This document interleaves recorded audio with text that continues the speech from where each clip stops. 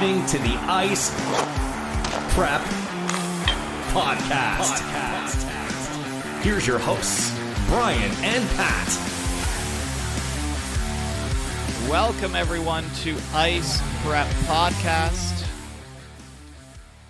We're back on video, Pat. Yeah, I did my hair for this. I pulled my hair back into homeless. a ponytail because it's ridiculously long. Yeah, that still blows my mind. You were never the ponytail type of human, and then I couldn't get my hair cut for a while, and I just decided to let it grow because why not? Right? Yeah. So since we last talked, obviously, first round was still going on. 5 Game 7s on the horizon, and only one home team lost. I'm sure everybody knows which home team that was. The streak continued there for the Leafs. And then here's how fast things go. There's already another series done. Tampa getting the sweep. Actually, I think we had partially talked about all of that on the last one. I think the series they had just started. So obviously, Bolts getting the sweep, which the second that Tampa took both on the road, I think that was so obvious that Florida was not going to get a win. Yeah, no, that was dominance. Tampa just, and they didn't even have Braden Point. Like, they just showed once again why they won the last 2 cups and why, like, in my opinion, they're probably going to win this cup as well. They are going to three-peat. I feel like as long as they can stay as healthy as they currently are, and Vasilevsky keeps doing Vasilevsky things, no one can touch him. Yeah, nobody can. I think it's the second biggest difference in save percentage from one series to another all time, because he was ridiculously bad in the Leaf series until Game 7, which the Leafs are the first team ever in basically all of their cup runs to score a goal on a series-clinching game for Tampa against Vasilevsky, which is ridiculous. What did he put up? It was like a 980, something like that, against Florida. Like, the team that just put up the most amount of goals throughout the regular season just could not find a way, and a big part of it was definitely, like, you watch Tampa play, every shot they're diving in front of and blocking. And oh my god, so many shot blocks. Like, how are you supposed to get the puck on net? So the only pucks that were getting through to Vasilevsky were garbage shots. Yeah, because there's no, and that is what they were finally able to do in Game 7 against the Leafs. Like, watching back some of the highlights, every single time Matthews went to take a shot, they would just, like, crowd in front of him, so it didn't matter. And I don't know if Carolina or the Rangers have the players and the capability to play around the shot blocking like that. No, I don't think so. I sincerely don't think New York will even remotely stand a chance. If they make it through, Shesterkin's going to stand on his head, and it doesn't matter. Even if he plays the best hockey he has ever played in his entire life, it would not matter. No, because he needs somebody on the team to score. And I don't know about you, but that Panarin contract is like, if I were to compare the Panarin contract to the Matthews contract, we both know who has a better return on investment. Plain and simple. Panarin's contract it's an overpayment, in my opinion. Which is crazy, because when it first happened, it was like, hey, maybe a slight overpayment, and everybody was looking at Kirill Kaprizov being like, whoo, and now that one is looking to be not obvious. There's no contract in the NHL quite like Draisaitl's. Like, McKinnon, his is very good, but his next one is going to probably, I wonder if it's going to match Makar or if it will be a little bit higher. It's so tough to say. But, like, crazy. And yeah, so Tampa, they're waiting. As we're recording this, it's the third period, Game 5 right now. Carolina is up 2-1 against the Rangers. Carolina is undefeated at home so far in these playoffs. But They've also not won any games on the road. Yes, it's like it, figure that as long as they have home ice advantage throughout, I guess they're fine. And because they are first in the Metro, I believe they would still get home ice advantage against Tampa, just because of the seeding. I don't think the points come into play in that one. I think it still goes by Metro 1 is better than Atlantic 3. So I guess that's the one thing. But then Tampa still hasn't been beaten in back-to-back games since they got swept. So good luck, Carolina, on that one, I guess. But obviously, whichever team comes out of that series, they still have to win 2 more games. I don't know. Like, I think what I'm really hoping to happen is that Carolina makes it to the finals and they somehow lose. What would it be? 12 games? No, it would Oh, be to go the most amount of 15. wins and losses possible. Literally every single one of their series goes to game 7, every single one, and they win it in the 7th game. And just like, oh boy, would that be fun. I would The love to see. 16-12 overall record. That's so much hockey. That's so much hockey. And here's the crazy part. I don't think a single Carolina player would have more points than McDavid by that point with 26 games of hockey. Yeah, at the rate that he's rolling 28, whatever it is. Yeah, like his point per game numbers are stupid. It's like everybody was like, you can't sustain what McDry did during the regular season, and they're like, want to see us do it in the playoffs? Because they're like, I don't know what is going on. I know we're bouncing all over the place here, but like that, because the Battle of Alberta series, I think everybody thought this was going to be reversed, that it was going to be the Flames at 3-1 at this point. 100%.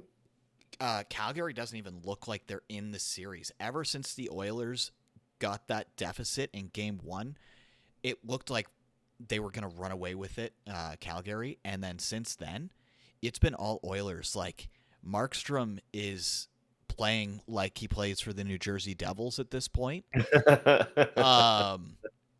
I mean, and everybody's like, well, if they had Tanev, it'd be different. Tanev's not going to stop Kane from being a goal-a-game player from McDavid and Draisaitl. McDavid, if he gets another 2-point game tonight, he will tie Gretzky. He's currently tied. Like, they're doing things nobody has ever done, or it hasn't been done since the 80s, which isn't supposed to happen anymore. Mm-hmm. I saw a stat today that I think it was Don Lecision, maybe. I can't remember who posted it, and if it's not him, I apologize.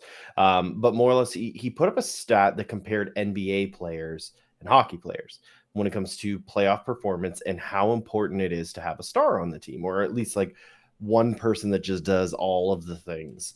And this is like the only time in hockey, really, at least in the past probably 20 years, that one player has been able to dictate the game as much as McDavid has. And it was like semi-comparable to basketball, which just doesn't happen. Yeah, I'm looking it up right now. It was Dom Lecision from The Athletic. Yeah. It is ridiculous. Playoff McDavid is 2.1 times better than the average top 3 player. Yeah. Which is ridiculous. Like, that's not supposed to happen in the playoffs.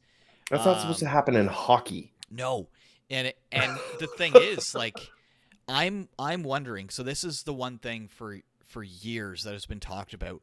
McDavid needed someone who could think the game as fast as he could and could be at the places.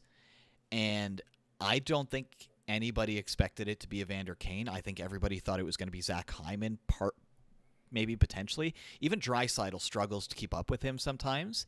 It seems like Kane is he's kind of figured out where he needs to go, just like how the best players figured out, get to certain spots, Gretzky will get you the puck, and you're going to pot up goals, and that is what is happening. Like, Kane, he's He's I making his next honestly, contract worth a lot, unless, who knows, if the Oilers go to the Cup final, he may decide to re-sign for a lower amount just because he's like, we could do this again. yeah. This is gonna sound weird, but I don't care. Fair enough. This isn't, no, he doesn't deserve any form of redemption story. And I'm not saying he does. The way that NHL and NHLPA handle things is as well as they handled the Kyle Beach situation, Or and the that is CHL. holy crap poorly. They just were like, yeah, we did an investigation using a person that was clearly not going to do the investigation properly, and we didn't see anything go wrong with what he did. There's evidence, there's things out there, and sure, call me whatever you want, I don't care. It's nothing against the Oilers, not at all. This is all 100% him. I don't care if he's doing well. I don't like seeing abusers getting this platform and being celebrated. He never should have been able to play again, but instead they're like, but the past is the past, just like they did with Tony DeAngelo, like they've done with Max Domi, even, which are both on Carolina. So that probably speaks a bit of volumes there. Like all of these hockey players that have been given second chances for something they haven't even atoned for in any way. Like that one's still ongoing. Yeah. So here's NHL showing all these, look at how good he is. And it's just like, yeah, but yeah, he's an abuser. He's done horrible things. And you're just cool with it. You're just like, but he's good at hockey. So who cares, right? No. I don't want to put any praise on that name. He is playing hockey well right now. But I really don't want them to go much further, not because of Edmonton itself, but because of them. That has really soured me on that team, just like Tony DeAngelo on the Canes. I was a big fan of the Canes. I thought what they were doing, you and I both actually agreed that what they were doing was really fantastic online. They really created a unique community within hockey. They really were the spur of how hockey Twitter kind of took off with their crazy antics and then Twitter jumping on. Like that was such a linchpin, that thing. And then they bring in Tony DeAngelo as a replacement for Dougie Hamilton, which no. And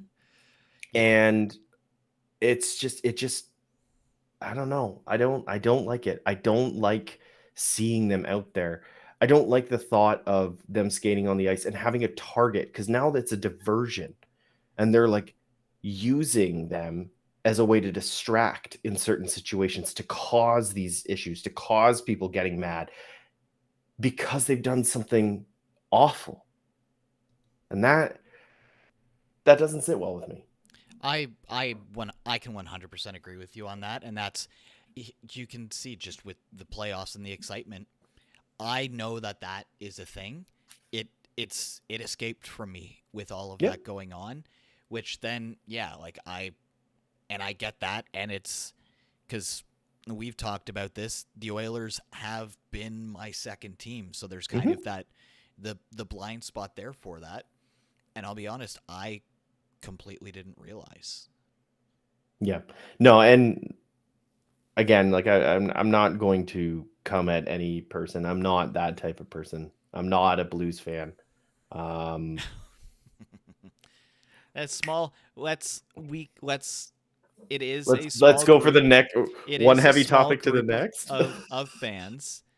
Here's the thing, as disgusting as this is, every fan base for probably every major sports team has them. It just so happens these ones did it to a player whose wife doesn't care, and she obviously cares, but she put them on blast by putting their names out there on social media. And something that I heard, I can't remember where it was, and I completely agree with it. Those are probably the ones that weren't as bad and that weren't given to the police. So that's probably the light stuff that his cat's Instagram account was getting. Well, not only was it his cat's Instagram account, it was obviously his Instagram account. It was the Nazim Kadri Foundation, the charity that he helped create, was getting hate mail. It was ridiculous, and it's all over a pretty cut and dry, not his fault. And this is the part that really frustrates me. Obviously, we've now pivoted from Edmonton over to this Kadri situation. Um, it really bothers me quite a bit how much the blinders are up on the Blues fans. They will, like, at least on Twitter, which is a cesspool, I'm aware, and it's filled with probably the worst takes in the world, but it's because it's a thought machine. It's just like, this is what I'm thinking right now. Send. But they will not accept the fact that this was just a hockey play. There was nothing malicious. There was somebody showed like the skates, the way they were turned, the way like they broke it down using just like science, really, just the overall like mechanics of momentum, and proved that he was going one way. Callie Rosen bumped into him and they crashed into the net and injured Jordan Binnington. This was a hockey play. This happens. It happened in, I think it was the New York game, or was it the Tampa game? I don't know. But there was a play. No, it was the Tampa game. I believe it was Cirelli went into Bobrovsky and like hit him hard into the net. Like the net went off, Bobrovsky went flying. Same thing happened, was it Game 6 of Toronto-Tampa, and everybody was wondering if Campbell was going to come back. It happens. It just so happened this time there was the injury. Yeah. So it's unfortunate, but like throughout a regular season, that is a weekly occurrence, and it's just one of those fluke incidents where there is an injury that he just can't come back and play with because of it. And the thing Colorado's been on the opposite side of that multiple times and in the playoffs. The thing with Twitter that I will kind of come back against you on with this is that typically the loudest people, their stuff spreads the most because you get angry at it. So what do? You quote tweet it or you retweet it to basically be like, this guy's an idiot, which then makes it spread so you see it more on your timeline. And then the fans that are not for that are saying, hey, it was a hockey play, let's just have good hockey, their stuff gets buried. It's the same thing in the news. Like, everybody gravitates towards the bad flashy headlines, and then the good stuff, it's like, who cares? Like, even if you look at some of the Reddit threads you've got on, even in the Blues subreddit, it was very bad at first, but now you can see there's a big divide in that fan base online that is like, those guys are idiots. They don't represent us. And you even had Kadri mention something like that. He's like, not all your fans are like that, but I'm just saying that at least when it comes to the visual standard of going into Colorado posts, going into St. Louis Blues posts on Facebook, Twitter, Instagram, and Reddit, there is a large amount of Blues fans that are blaming Kadri and calling for his head and saying it was deliberate and all these things and how malicious it was and how dangerous it was and all of these things. And then Lucic runs into Mike Smith. Yeah, that one was so much worse. And where's his head calling?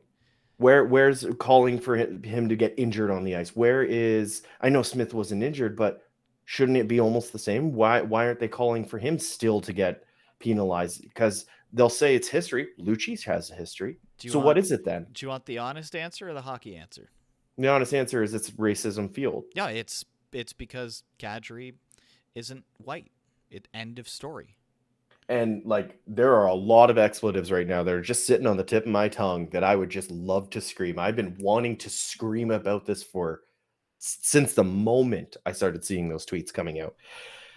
But and that's why the best thing that can happen is on Game 6, which is tomorrow night, the Blues get shut up at home. I hope so. I really wanted them to get shut out last game. But I do want to say one last thing on this is the way that Kadri handled the situation was exactly how a person who has grown handles the situation. He goes out and he scores a friggin' hat trick and then also gets an assist. So he ends up with 4 points. And you know what, to me, stood out most out of all of that is how David Perron decided that he was going to try and take Kadri's head off with an elbow after he scored a goal. It wasn't, oh, he was going for the check, No, the puck was in the net. Cat and Perron then started doing the movement when Kadri was celebrating to try and hit him in the head. It He also was did not a that good awful look. cross check. David Perron is how is nobody talking? How is nobody calling for that? How, shouldn't there He got be a $5,000 fine for the cross check. That was it. whoopity do? This But is something we've talked about time and again, is that when you have the Department of Player Safety, who is run by a former player that had over 1,000 penalty minutes in his career, they have the same staffers that have been working there forever. Nothing's gonna change. No. They've shown with all of the stuff in the playoffs, with Jared Spurgeon cross-checking to the Achilles Buchnevich. of Buchnevich, that they're like, it's just hockey. We don't care. And hey, the owners decided we want 5 more years of this, which sucks as fans that this is what we have to deal with.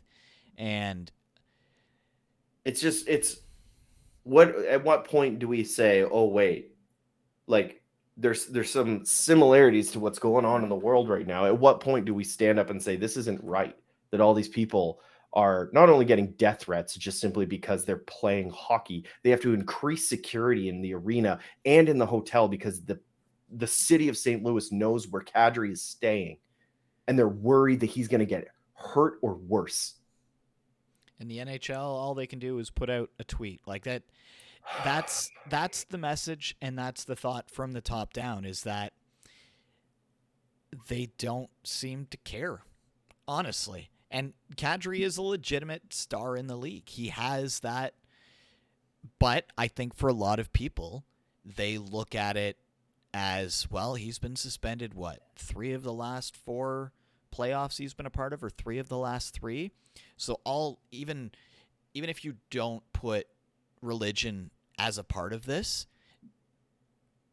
they just see it that way. And you have to remember, when you get to the playoffs, the amount of bandwagon fans, the amount of fans that don't watch hockey, that just come in and they see a play like that, they're not honestly smart enough to realize, because they see one person, one analyst, or the announcer, if they're watching a home one, or the Homer radio broadcast, and then that's their thought. They don't have one of their own, and it just spreads. And it doesn't help that Craig Berube gets asked about it, about And the says literal literally threats, nothing. and his answer was no comment on that.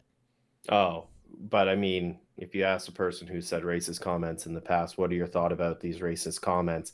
He's probably going to go, oh, I don't know. Especially since it was dug up that back when he was a player in the 90s, he was either fined or suspended for a racial incident in the NHL.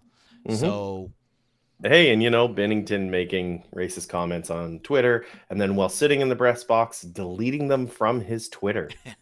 Because he got called out on it. And it's one of those things, like, yes, he was younger, but that still means that was a part of his upbringing. That is a part of the mentality that he had. And he didn't delete them until it was literally national attention. So he didn't care enough until it was going to come back in his face. What other players has he swung a hockey stick at? And threatened? Quite a few. Well, maybe not to the same amount as there's a little Kadri. bit different there, because there is the history that they can literally pull up involving this. As I said, I honestly hope that the Blues get shut out. Kadri scores another hat trick in St. Louis. It'd be a great way to end St. Louis's season. And funny enough, there's a fair chunk of the St. Louis fan base that is kind of loudly wanting something like that. After everything that's happened, they don't feel like their team deserves to move on, especially with the way that some of their players have been acting on the ice towards Kadri during all of this. So, I mean, and here's the disgusting part. Second that this series is over, if Colorado wins, it goes away. If the Blues win, it goes away. It only becomes a story again if Kadri continues to be very good, or if he has a slide in the playoffs, And then I can already tell you the narrative's going to be, well, he's clearly rattled because of all of this going on. Then it'll come back up again, and it's so easy to predict, which is sad. And honestly, it's something that I saw from TSN's Rick Westhead, that if this was in the UK, those people would be held accountable. There was a teenager that was sent to jail because of essentially hate tweets that he sent out to was it a Man U player or a Man City player? In Canada, they go, hopefully they get bored. Just try not to let it get to you. In the US, they go, what's that? Yeah. So, there's no good anything from this. No. It was literally a hockey play, and then there was one that was so much worse from a player that has done this in the past and literally derailed a NHL team, and they're still trying to recover from it. Buffalo has not been the same since Lucic just absolutely destroyed Miller. At least he held up on Smith. There's that, but if it's a script, if it's a perfect script, Colorado wins it in St. Louis after St. Louis has that comeback just to give hope and then take it away. I don't know. And honestly, and obviously, there's no way to easily segue out of this. All I want to say is, at least on the Avalanche game, I'll do my quick little take on it. They played sloppy last night against St. Louis, and that was really the reason they lost. The only reason that it was close in the third was because of McKinnon willing that game into his favor. My goodness, that goal! I thought I thought his second goal was fantastic. And then he did something that I was just, like, I scared my wife because I shouted expletives so loud. So I'm currently working hours that are not as pleasant as what I normally work. So I was asleep before this game even started. So I wake up just after 3 a.m., look at my phone, and I basically, the 3 messages that I have from you describe the game so perfectly. And I'm pretty sure the one that you sent at 9:17 was probably that McKinnon goal. And then I can tell when overtime ends. Yep. It was like, whoo.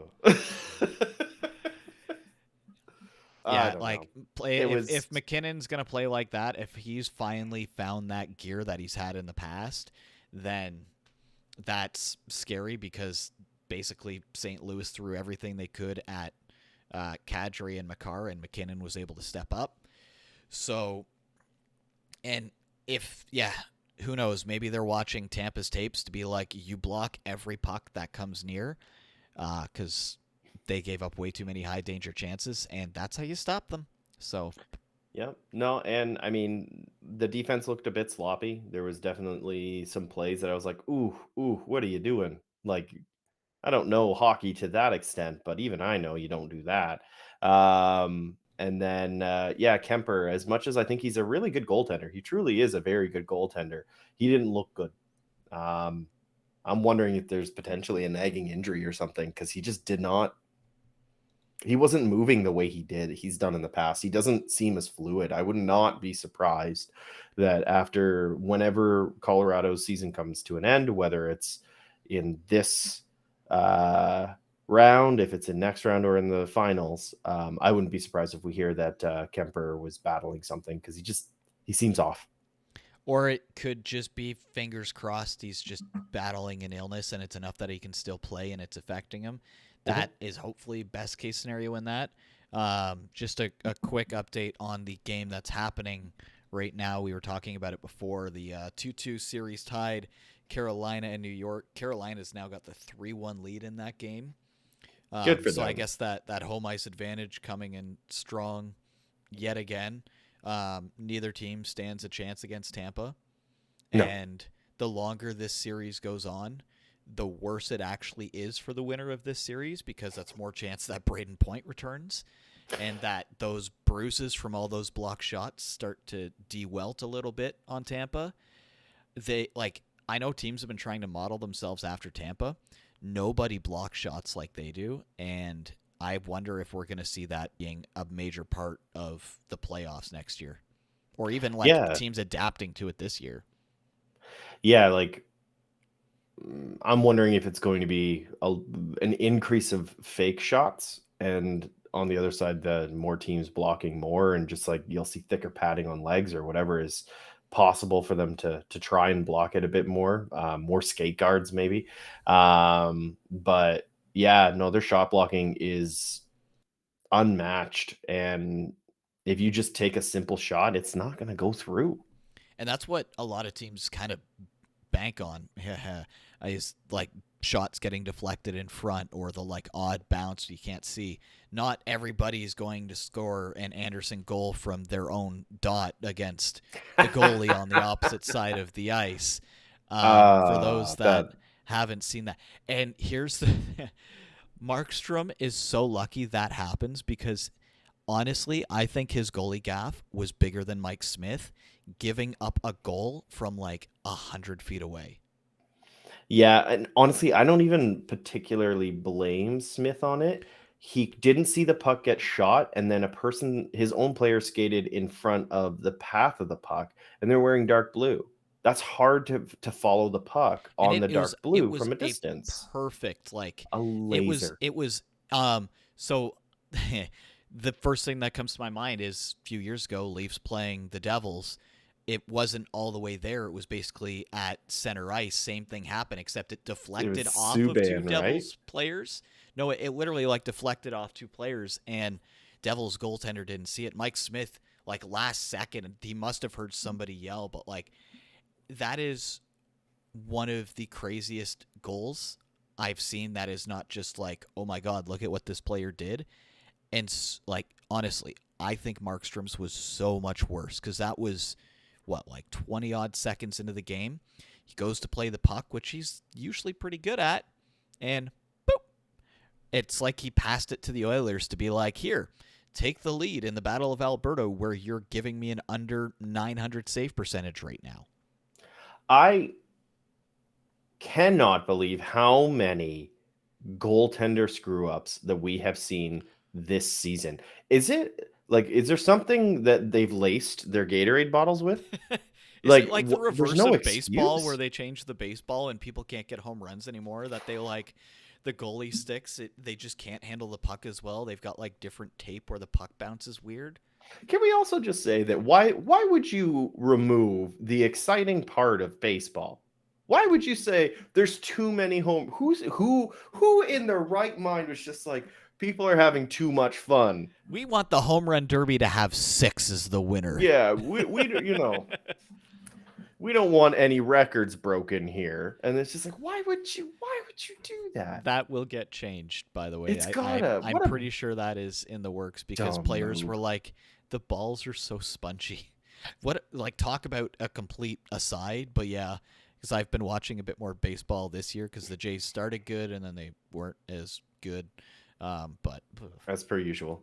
hey, no, normally April is their worst month of the year, and then they True. try and play catch up. This time they've started great, and now hopefully they can just coast along enough to then, and there's more playoff spots, so they stand a better chance of making it in this year. True. So yeah, as it stands right now, the time we're recording this at, national anthems might be happening any moment in Calgary. Game 5 about to take place. If you're watching, obviously you can see the Oilers do have the 3-1 series lead in this right now. Markstrom is getting eaten alive. The Flames' defense and offense is getting eaten alive. So much for that best 5-on-5 line in hockey of Gaudreau, Lindholm, and Kachuk. What happened there? Because they can't handle the first two lines of the Oilers at all. Honestly, it makes me so happy to see. And it's because I've always doubted that line. They were performing as the best line, period. Like anybody can try and argue otherwise, but they were. I would love to say that Landeskog, Grantanen, and McKinnon were the best line, but they were rarely even paired together this season. Calgary's line was fan-freaking-tastic throughout the season, and the whole time I was like, "I don't see it." I know that statistically they are, but I just can't. They just, I don't trust Kachuk. I don't trust Gaudreau. Lindholm, I mean, he's been great for fantasy when I've done that, and I have a soft spot simply for that reason. But I don't trust consistency from Kachuk and Gaudreau. And I've said I don't trust consistency from Gaudreau for multiple episodes on this podcast. And this is satisfying to see because I am right. No, but it's true. He's not been consistent. He's showing that he doesn't deserve that contract. Maybe this contract. Maybe Yeah, like a little and bit he's like in a up the mid contract one. year too, so like he was set to make bank off of the regular season. I think that Klingberg in the first round got under his skin so much, he is still struggling to get it back. And like the Flames in general, the least amount of goals they have given up is 4 in this series. Yeah, obviously they scored 9 goals in one game, but they've scored 3, 1, and 3 since. That is not, you're not going to outscore the Oilers if you're No. putting up 1, 2, 3 goals. Unless Markstrom remembers how to play hockey and goes back to being the shutout leader, this series is over tonight. Like, I would be blown away if we saw another game from this series. yeah, I'm excited to wake up at like 3:30 to see what the final score of this one was, because I want to see McDavid tie that Gretzky streak of games in a row of multiple points, and who knows, like the only reason why I want to see this go longer than 5 games is so that McDavid and Draisaitl have more games to try and get closer and closer to setting and breaking new points records in the playoffs. I mean, at this rate, they probably don't even need to. But McDavid already has more points than what is it, like 4 or 5 of the last Conn Smythe winners in the last 10 years? Like that is an unreal performance. We are honestly seeing what is probably for our age group the best playoff performance we will ever see in our lives, and there's no comparison. And unfortunately for Draisaitl, he's doing it too, but he's got McDavid in front of him. until next year. Yeah, if they The make the points. playoffs. The points, yes. Not Draisaitl in Edmonton. I feel like maybe if they still had their old GM in there, then Draisaitl would be traded away. But because he'd be like, "Oh, we need Taylor Hall back. Jordan Eberle, he's a replacement for Draisaitl. Let's do that." If they didn't, could you imagine the lineup if they didn't get rid of Jordan Eberle for literally cents on the dollar? That would have been. That is scary to think. Like, just looking at the stats in this series right now, it is like the power play for Calgary overall in the playoffs. They're one of the worst teams. I mean, their penalty kills doing all right, but like, Don't look at Colorado's penalty kill. Oh, is it that bad? oh. Okay, I gotta go take a look at that quick. Yeah, it's It's not great. I I mean, know, like they're 12th of 16, so there's that. I mean, Florida. If it'll make you feel better. So penalty kill percent for Colorado is 70.8. I mean, in that series of Avalanche and Blues, that is the 1 and 2 power play teams. So there is kind of that happening. The one thing is, it's going to be fun to try and find Florida right now. Is I think their penalty kill was in the like 60%, and their so I have it on my phone, so I okay. can go through it. So when you look at the 16 teams, 16 whole teams that made it to the playoffs, they're in the bottom, yeah, from 10 to 16. There's only one team left in the playoffs, and that is Colorado. So 10th place was Toronto, 11th Florida, 12th Colorado, 13th Minnesota, 14th Pittsburgh, 15th Los Angeles, 16th Nashville. Then it's Carolina, New York, St. Louis. So, Washington, they had 100%. Good for them. That's I'm pretty sure didn't Florida only get one power play goal in all of their games? Yep. Isn't it like 3% or something like that if I remember correctly? Something stupid, Like terrible that, like that. and yeah, Yeah. it's Florida was yeah. Um, we kind of talked about Florida, but we really didn't. Gonna pull it up on the screen for anybody watching.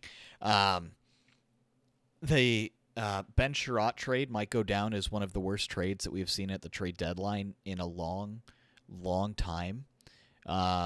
He basically hurt the team more than he helped them every single time he was on the ice, and he cost them a first round draft pick.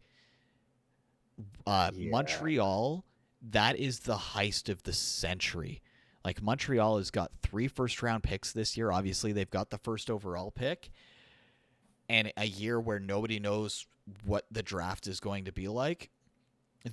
This could end up being one of those years where they get hit after hit after hit, and they bounce back like what Tampa did a few years ago. They had the first and second overall pick. The one year was Stamkos, the other year was Hedman, and then they started getting players later on. And look at them now. And I know it's so like Ben Sherratt on paper sounded great, but I'm wondering if it was Ben Sherratt and it wasn't just him. It was the ability to play the way that he could play with his partner. And I'm wondering if that was the case. Is they were like, look at how good he is. And it's like he's good because his defensive partner allows him to play that way. was he And playing with Sherratt? Sorry, not Sherratt. Petrie. I honestly, I don't Yeah. know. Okay. It's Montreal. I don't follow anything Montreal. Sorry, all Montreal fans. I don't. Um, but yeah, like I'm wondering if that was a bit of the situation because a lot of the times, like you look at like, I mean, Zach Hyman's a bad example, but like that's what people were assuming. It was like he's only good because he's paired with these players. Turns out he's just a good player. Yeah. Gasp.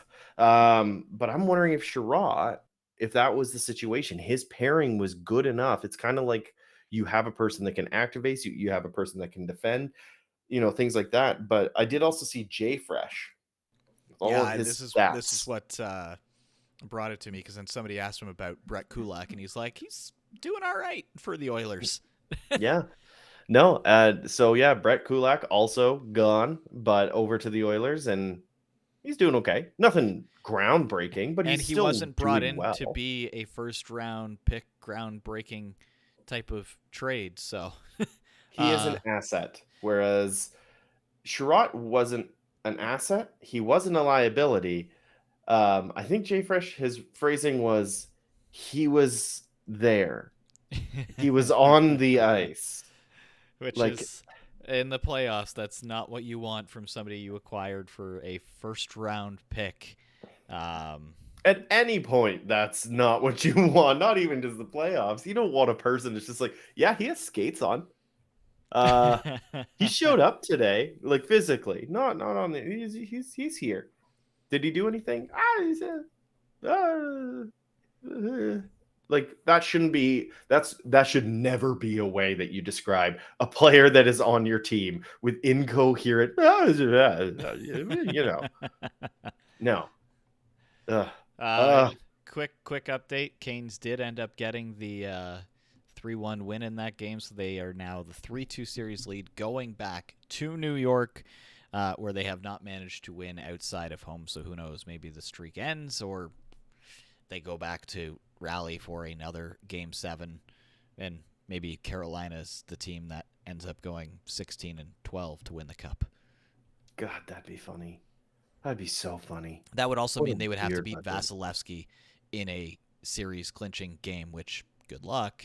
He's only been scored on once in 6 of them. Yeah. Can we also just laugh about the fact the last time that they were like the last time they lost a round in the playoffs was against Columbus Blue Jackets? They got And swept by Bobrovsky after they were up, was it 3-0 in the first?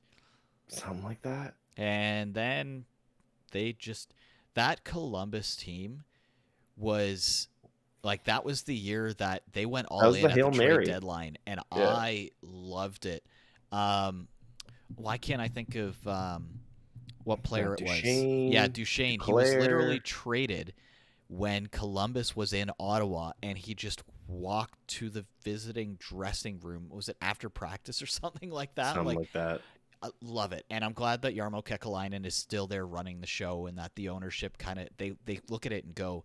I had the feeling this year the way that they played helped because Hmm. everybody before the season was like, so they're going to be at the bottom of the league with Arizona, and for a while until injuries caught up with them, they Hmm. were fighting for a playoff spot. Yeah, they had almost. I think they were the most. If they weren't the most, they were really close to the most amount of time missed due to injury this season. And not to mention, Elvis Merzlikins was very good. He found a new gear. He found a new way to play the game this year. And as much as, yes, they didn't do great, like the way I look at it is you've got Philly with Carter Hart. And again, we said it last episode. I'll say it again. That poor kid. And And he's Merzlikins just, mentally, he even said he wasn't all there this year because he was well, the constantly thinking cannons. about and there was the PTSD from the cannons because of the fireworks. That story, there's if you don't know that story, it is one of the craziest and then heroic things you'll read. Hmm. Um, it's why Merzlikins changed his number. Yep. He wants, yeah, he said that I want to play well enough that they are forced to retire this number. It is not Yeah. my number, but they have to retire it. And I think no matter what, they will. Hmm. Especially since you've got Rick Nash as a part of the like management group there, he'll make sure that happens. I wouldn't even be surprised if they decide to do that um, long before Merzlikins' career is ended. I wonder if there's just a couple loopholes or legal things they have to walk through first before they can. But yeah, back to the game. Yes. No, like Columbus has a good shot next season, so long as they continue. If they do some off-season moves, if they do some, little bit of cleaning up here and there, they have found gold out of players that you didn't think were even like you just wouldn't expect it from them. And like you've got such young talent on there. I believe Texier is still on that team, and that kid can fly. He's What got a did lot of skill. that trade that the Line PLD trade? I think that has worked out better for Columbus than people expected. Like Line seems like he's going to be back. He is He absolutely wants to. adored by that Columbus crowd. Um, and It Hexier, seems yeah, like he started to get going, and then he really got going. Isn't he Columbus kid too? So it's a lot more fun for him. I think he's French. I'll look it up. But no, and I think one of the things with Line A is, I mean, obviously there were the talks about how, Fortnite was getting in the way of things. He was playing games too much, which sure, um, that also falls on the coach. Falls on the staff. That falls on the team. It's if you see a player sliding, and yes, it's still his responsibility ultimately to be like, yeah, I probably shouldn't be playing games until like 4 in the morning before a hockey game I have to play that I get paid so much money to play for. Um, but at the same time, there's an accountability on the team as well to call him out and be like, you gotta stop. And I feel that like in Columbus, they were like they did in a respectful way, probably, and they also let him be himself. You see his outfits when he's coming in, he Oh, it's looks the like a best. villain in every single like action movie, and I love it. Give me more of that. They're letting him be him, and I think that's why he's doing so well, is he's actually able to be the Patrick Laine he wants to be, which he wasn't able to do in Winnipeg. And yeah, I just think that it makes sense. And I want to correct myself because I had two players confused because when the trade happened for Line A and PLD, Texier was essentially called up in that time. Yes. Jack Roslovic was the traded Roslovic. Yeah. player. He is from Columbus, so I had everything, it's just the wrong player. And for those playing the home game, Texier, do you want to guess where he was born? France. Yeah, you knew that, didn't you? Yeah, thanks, NHL 22. Him and like what 2 or 3 other players in the NHL right now. Belmar. Yeah, Pierre-Edouard He, Bellemare, and yeah. there's I think there's one more. I can't remember who right now. I don't know, but that sounds like a game that we need to play in the off season of where are they born? But it'll have to be names where it's like he has to. No, oh, okay, Canada. Okay, I did not see that one coming. Yep. But yeah, no, it'll be interesting to see. I'm really excited for this off season, actually. Like weirdly excited for this off season.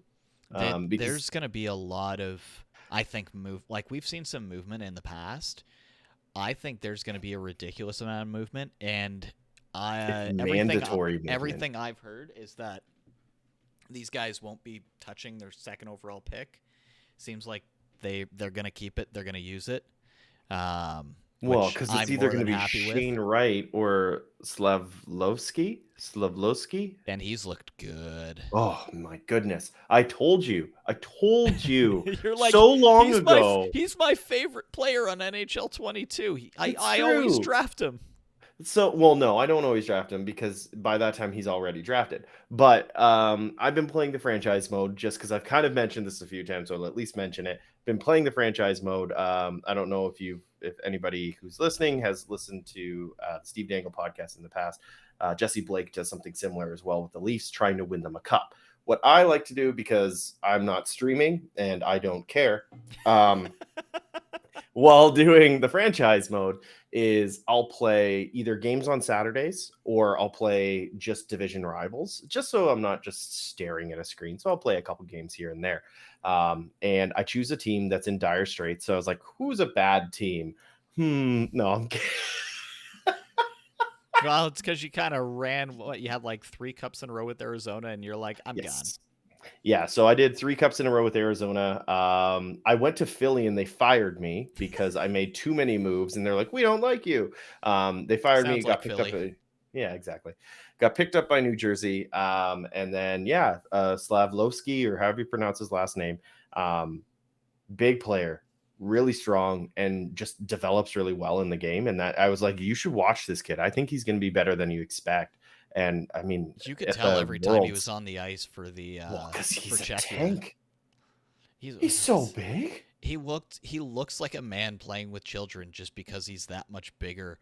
And I mean, yeah, it's the only thing that I've seen a lot of downside, but it is kind of what you want. Is he does play with an edge. He does tend to go in the penalty box a little bit more than you'd like, but Devils have centers. We're pretty good on our top 6 for centers. We're in dire need of somebody on the wing who's going to be able to also be a force, because, I mean, there's Holtz. He's coming up, but he's still a smaller guy as well. So I wouldn't be surprised if he goes number 2. I hope he does. I hope so for you too. And it's the question would be, would he start to play with the Devils immediately?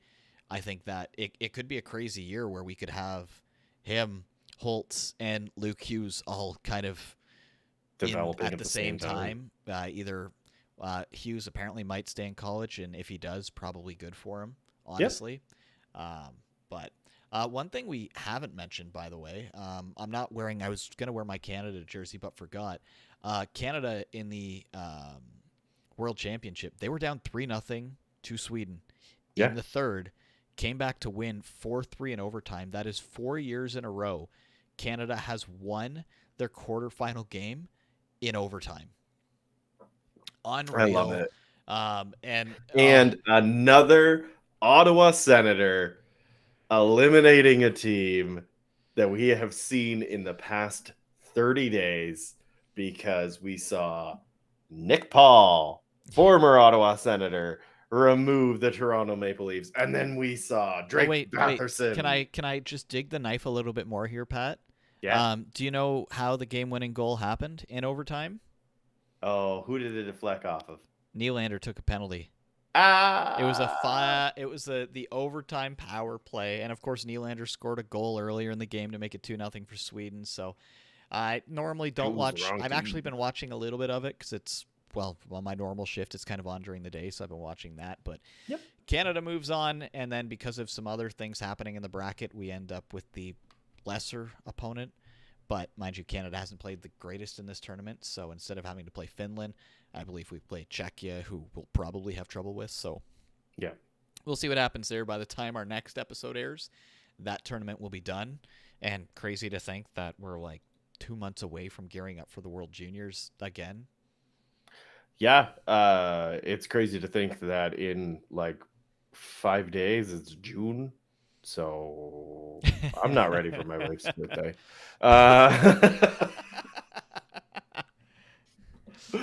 But yes, I do want to point out that I really love how little we talked about the Rangers and Canes, because are you bored of that series? Is that just an uninteresting series to you?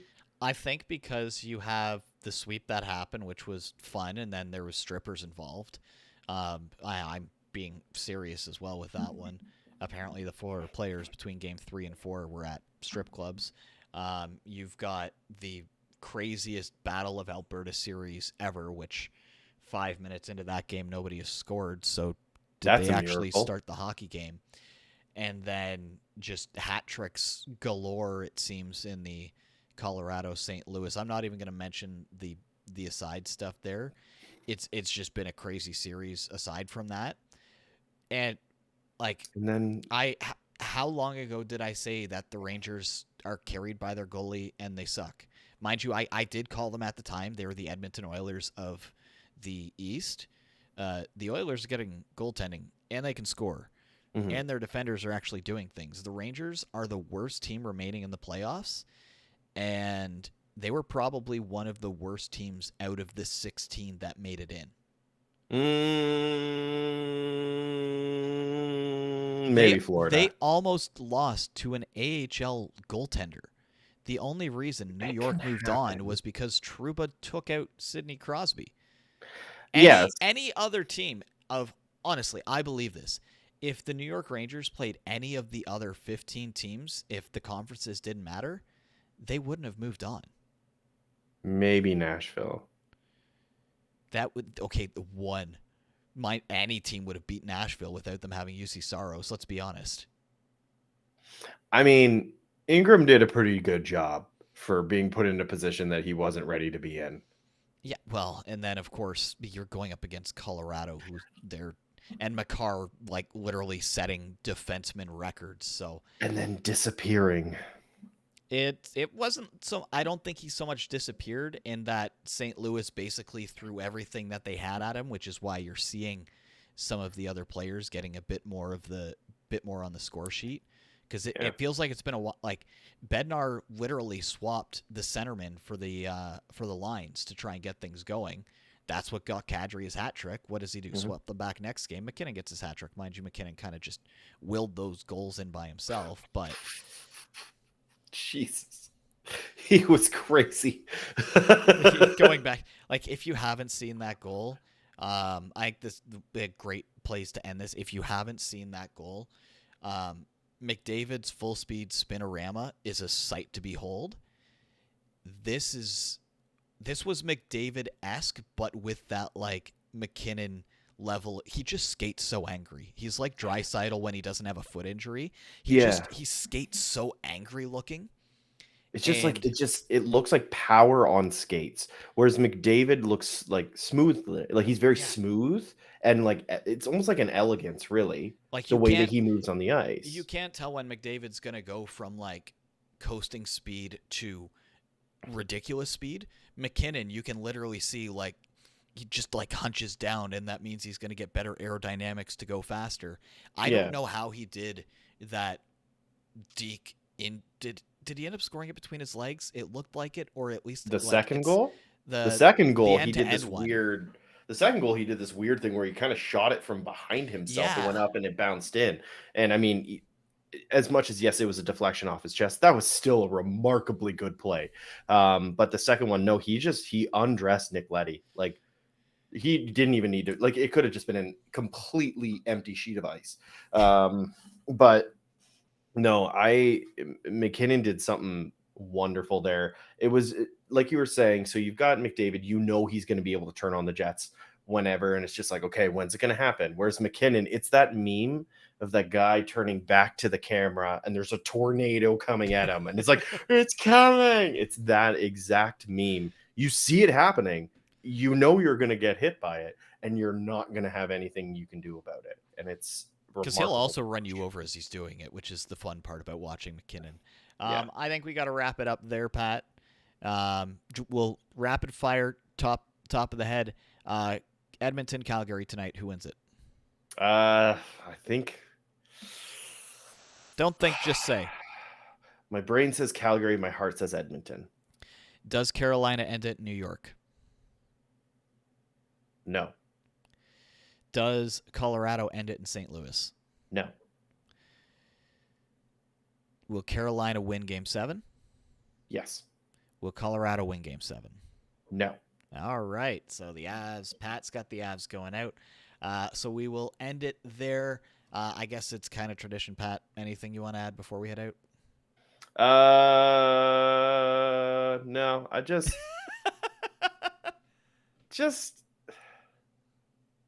be nice, people. Come on.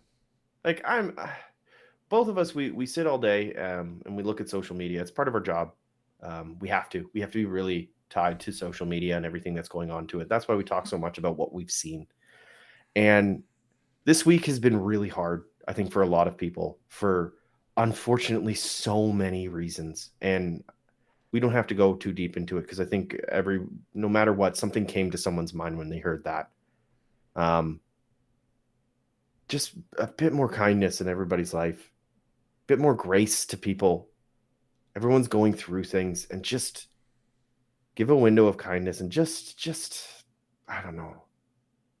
Please, if you are struggling, especially after this week, it's been such a hard week for myself, and I think for so many other people. Please, if you are struggling, reach out to people, find support numbers, no matter where you live. Just find a person that you can sit down and have a really honest conversation with, and just say, hey, I'm not doing okay. And there's nothing wrong with that. Just take care of yourself, take care of those around you, hug your loved ones. It's been a hard week, but we can all be better. We can all do better.